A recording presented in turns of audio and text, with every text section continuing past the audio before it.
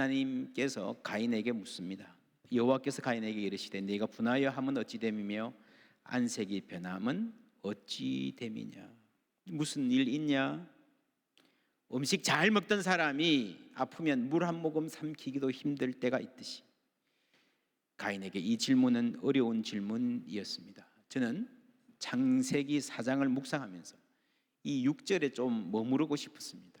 우리도 그럴 때가 있기 때문입니다. 분노와 질투로, 실패감과 좌절, 낙심, 불쾌감으로 어쩌지 못할 때, 겉으로는 아무렇지 않은 것처럼 출근도 하고 밥도 먹고 TV도 보고 농담도 하고 그러는데, 나를 잘 아는 사람, 민감한 사람이 보면 너 나치 왜 그러냐, 무슨 일 있냐 묻게 되는 그런 상황.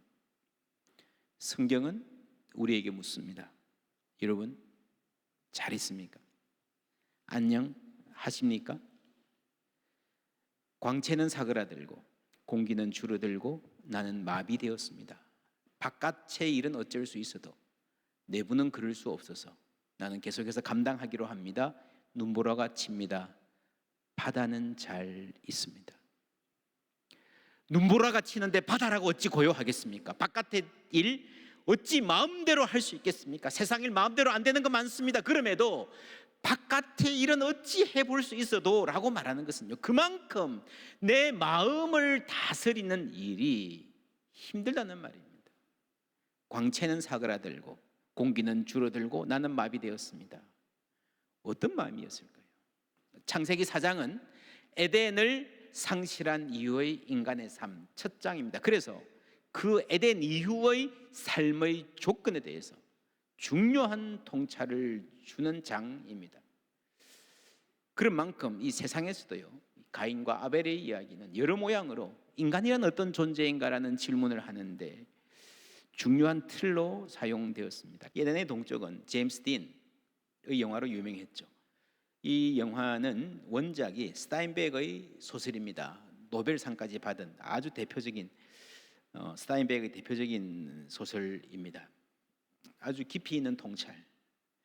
이렇게 가인과 아벨의 이야기는 오늘까지 세대와 세대를 거듭하면서 인간이란 무엇인가, 인간의 삶을 묻는 질문으로 사용됩니다. 스타인백은요, 모든 인간의 가장 근본적인 질문은 7절에 있다라고 말합니다. 함께 읽어보겠습니다.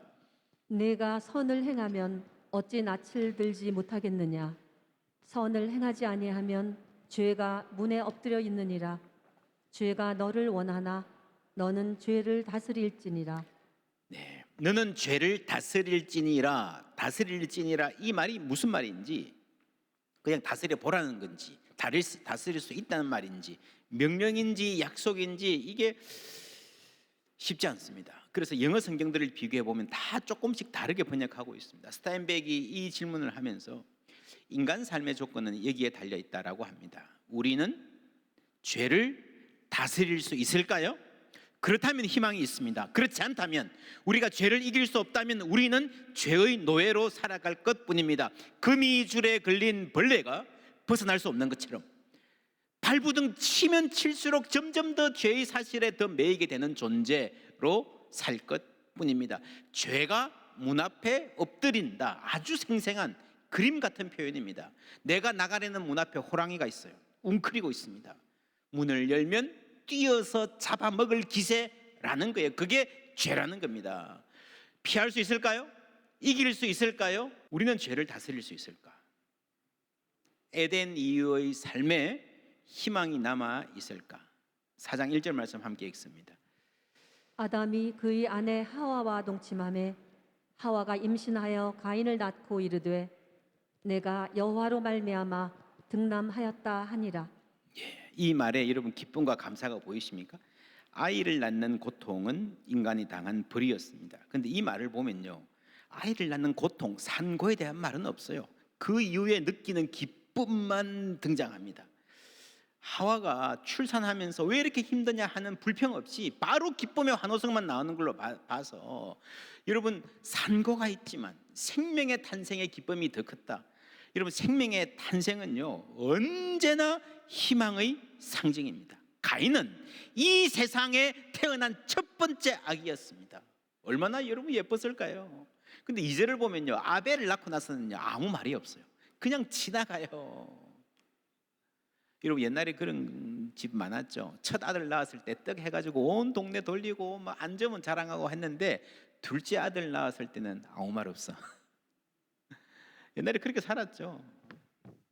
이런 거 보면 가인과 아벨이 자라면서 얼마나 가인이 이쁨을 독차지하고 기대 가운데 어떤 대접을 받았고 살았는지 알 수 있습니다. 그리고 가인과 아벨은 일을 합니다. 힘든 생을 영위하지만 그래도 소득이 있고요, 땀 흘려 일하는 기쁨도 있습니다. 그 기쁨으로 감사의 제물을 드리는 거예요. 여기에 희망이 있습니다. 이 예배를 하나님이 받으십니다.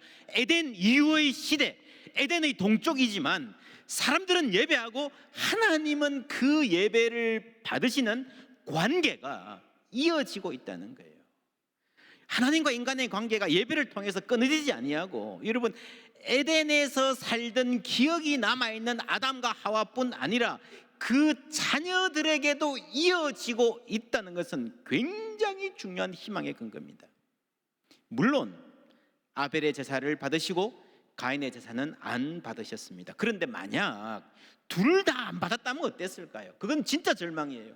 혹시 하나님이 이제부터 인간들의 예배는 받지 않으시기로, 요즘 말로 손절하기로 작정하셨나?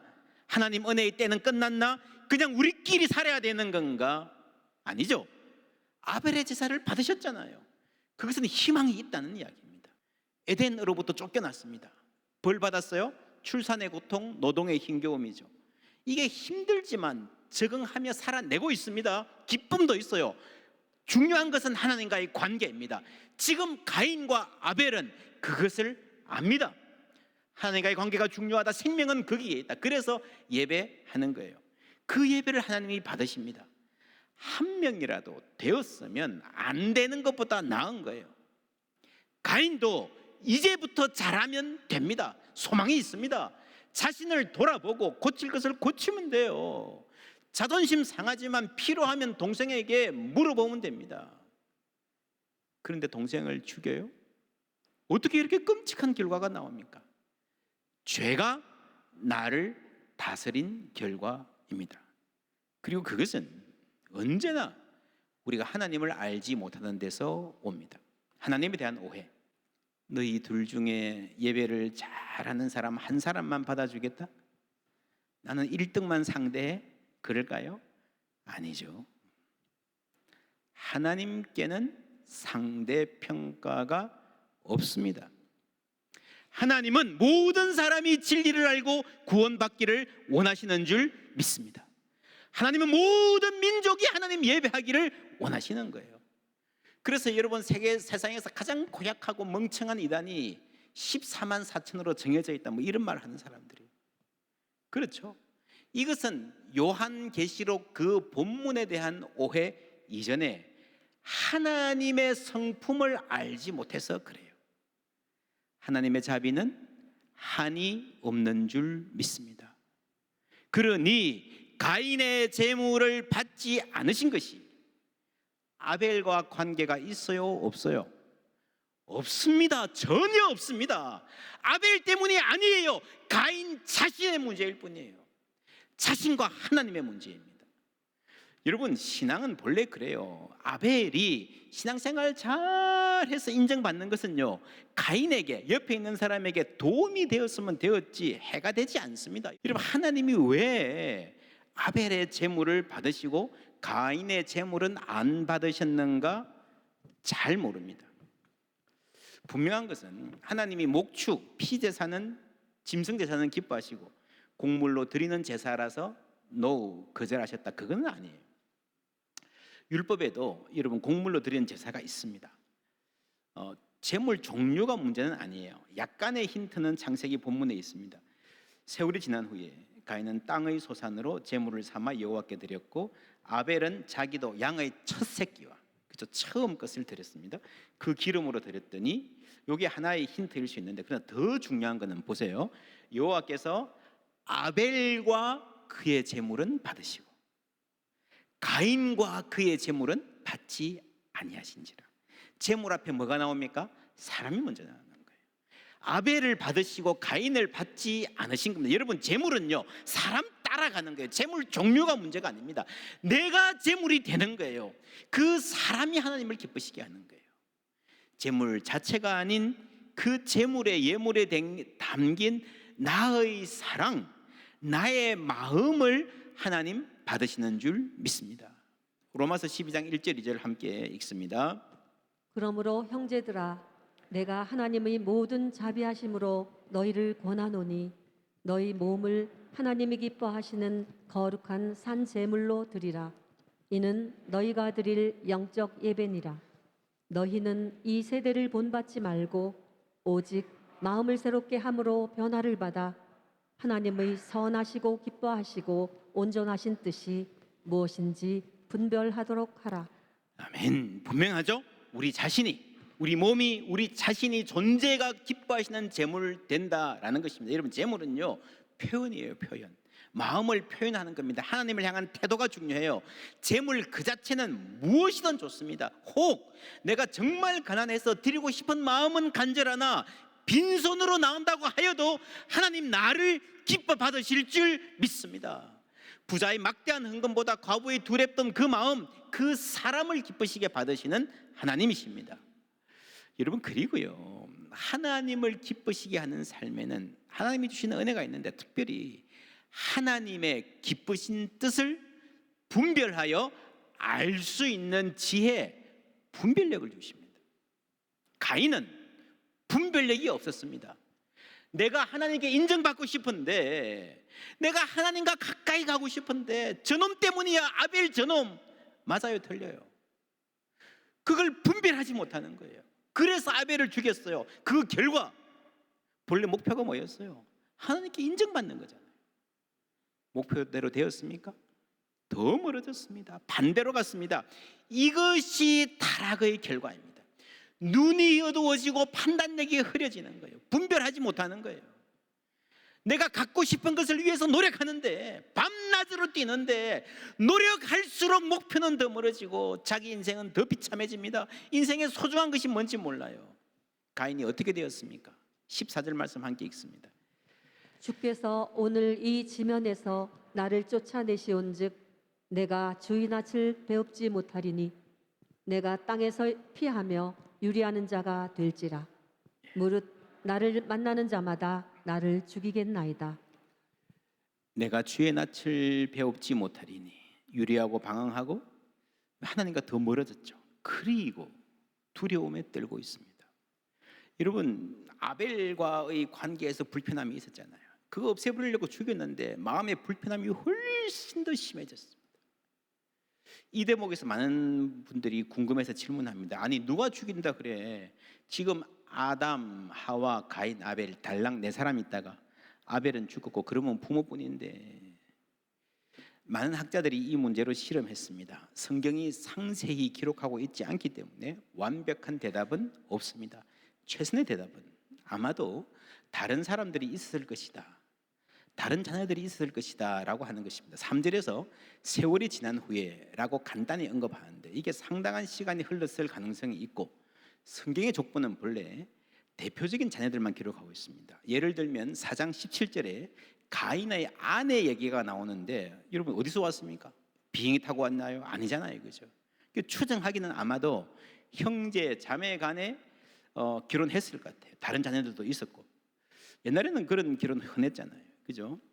또한 가인이 오래 살았기 때문에 자신의 삶을 예상하면서 살아있는 긴 기간 동안에 사람들이 퍼져나가고 그들을 만날 길을 두려워했을 가능성도 높습니다. 여러분, 이것은 인간의 근원적인 불안입니다. 사실은요, 인간은요, 여기서 중요한 것은 가인이 두려워하고 불안했다는 사실이에요.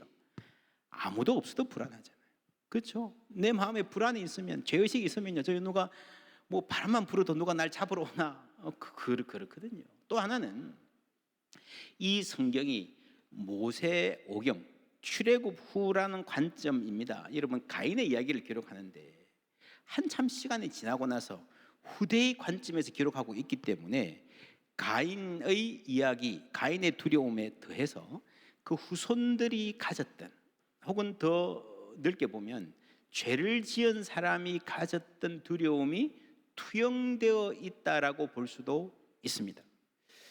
그래서 인간에 대해서 말하는 거예요. 여러분, 황순원 작가가 카인의 후예라는 소설을 썼을 때에 카인의 육체적 핏줄을 말한 건 아니죠. 인간 안에 있는 그런 경향, 그런 어떤 적개심을 말하는 거죠. 모세가 창세기를 쓸 당시를 살아가던 히브리인들에게 이 세상은 어떤 곳이었을까요? 이집트 노예살이, 정처 없는 광야 생활, 그리고 그 한참 후에 바벨론 포로들이 경험한 세상, 우리가 지금 대한민국 여권을 가지고 국가의 보호를 받으면서 여행하는 그런 시기가 아니라 집 떠나면 누가 때려 죽여도 말 못하는 시대입니다. 우리가 그런 말 하잖아요. 집 떠나면 고생이다. 창세기의 세계는요, 집 떠나면 죽음이다. 그런 세계였습니다. 그래서 친척들끼리 똘똘 뭉쳐서 살아가는 거예요. 여러분, 이런 세상에서 아브라함이 경험했던 두려움, 저기 가면 힘센 놈이 야, 너 와이프 예쁘네, 이리 와. 그럼 쟤는 어떡하죠? 쟤는 죽여. 뭐 이런 아주 야만적인, 집 떠나면 죽음이다라고 하는 말하던 그 시대, 그 야만적인 시대에서 여러분, 가인은 그 후에는 죄 지은 사람들은요, 정처 없이 떠도는 벌을 받았습니다. 근데 그것보다 더 큰 두려움은요, 죄의식이었습니다. 내가 동생을 때려 죽였기 때문에 누가 나를 때려 죽이지 않나. 여기에 더해서 너는 죄를 다스릴지니라 라고 하는 이 말씀을 우리는 그리스도인으로서 읽고 있습니다. 그리스도인들은 예수님이 가져다 주신 복음을 통해서 가인의 이야기를 읽는 거예요. 구약 자체로만 보면 우리가 죄를 다스릴 수 있는가 없는가 약간 모호한 면이 있어요. 그러나 여러분, 우리 그리스도인들은 죄를 다스릴 수 있다고 분명히 말할 수 있습니다. 예수 그리스도 안에 있기 때문입니다.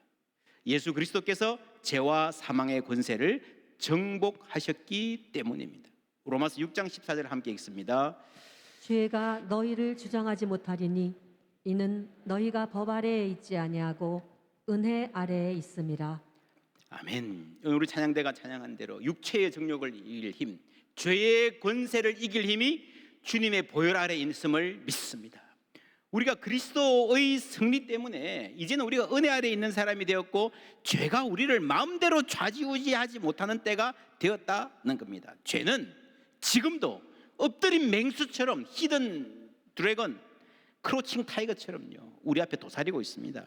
근신하라 깨어라, 너희 대적 마귀가 뭐같이? 우는 사자같이 두루다니며 삼킬 자를 찾나니. 와우, 어떻게 해야 됩니까?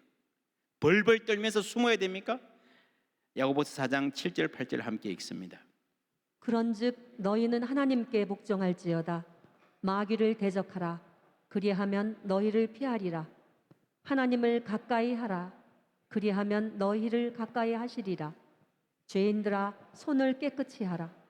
두 마음을 품은 자들아, 마음을 성결하게 하라.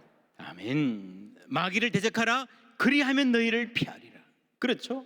이 비밀이 어디 있습니까? 앞에 하나님께 복종하라, 뒤에 하나님을 가까이 하라 그랬습니다. 여러분, 마귀가 사자처럼 삼킬 자를 찾는다 하더라도요, 우리가 하나님 편에 서면 하나님의 승리가 내 승리가 될 줄 믿습니다. 그러면 피할 수밖에 없는 거예요.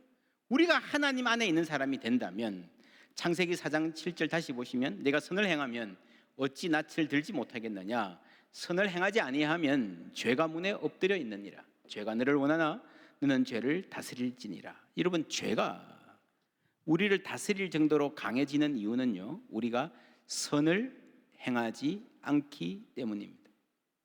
나에게 분노와 시기가, 탐욕이 처음 찾아왔을 때는 다스릴 수 있을 것 같아요.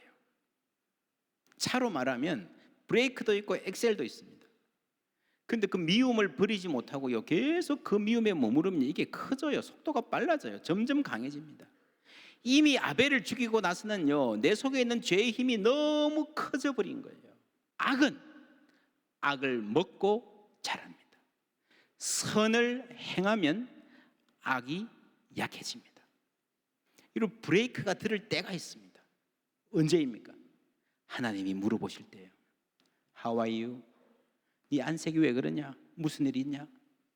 이런 하나님이 몰라서 물어보시겠습니까? 너 스스로 돌아보라는 말이죠. 회개하라는 말이죠. 여러분, 회개는요, 과거에 지은 죄를 일부러 끄집어내서 가져오는 그게 회개가 아니에요. 그때 내가 잘못했어요, 초등학교 때 사탕 훔쳐 먹었어요, 이런 이야기가 아니에요. 지금 돌아서는 게 회개입니다. 지금 내가 가는 인생의 방향, 미움에서 미움으로 가는 방향, 그래서 마침내 살인에 이르게 되고 하나님으로부터 더 멀어지게 되는, 지금 내가 실패를 경험하고 있는데 계속 그 길로 가면 훨씬 더 심각한 실패, 비참한 상태로 갈 수밖에 없는 그 길에서 돌이키는 게 회개예요. 지금 돌이키는 게 회개예요. 미움과 분노의 자리에 머물러 있지 않고요, 떨쳐 일어나서 그 자리를 떠나는 거예요.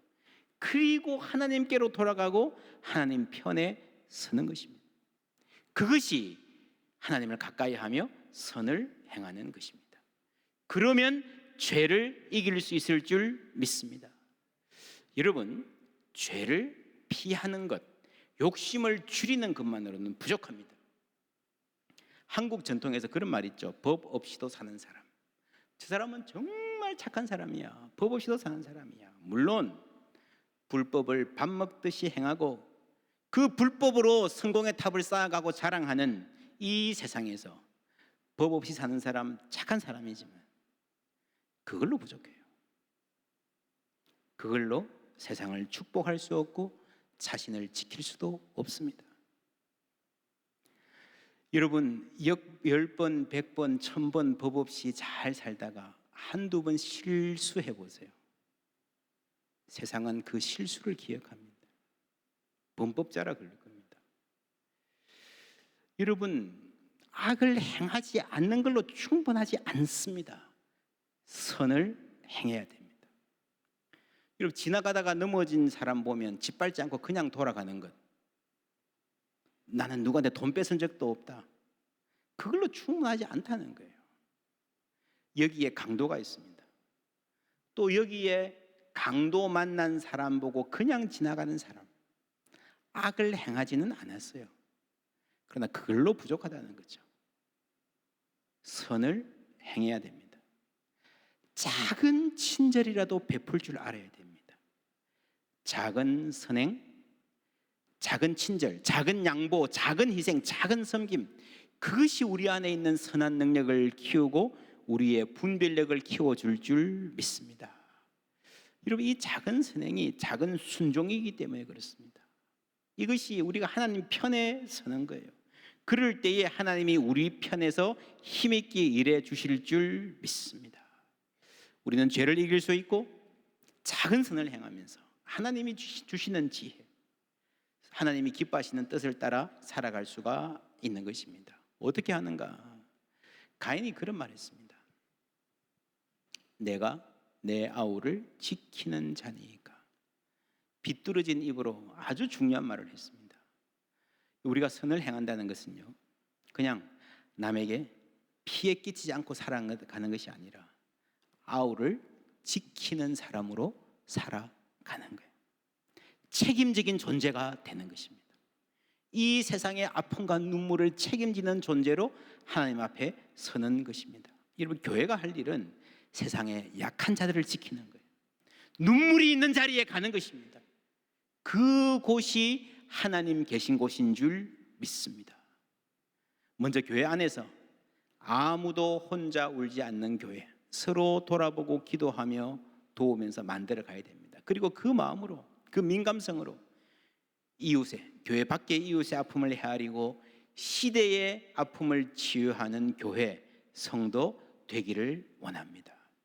그것이 하나님 편에 서는 거예요. 선을 행하면서 하나님을 가까이 하는 거예요. 그럴 때 우리는 죄를 이기고 승리할 수 있을 줄 믿습니다. 비록 마귀가 우는 사자와 같이 우리를 삼키려고 찾는다 할지라도 여러분, 문제 없습니다. 하나님이 우리 편이시기 때문입니다. 하나님 편에 서며 하나님께 승리의 영광 돌리는, 하나님 기뻐하시는 거룩한 산 제물이 되는 성도님들 다 되시기를 주님의 이름으로 축원합니다.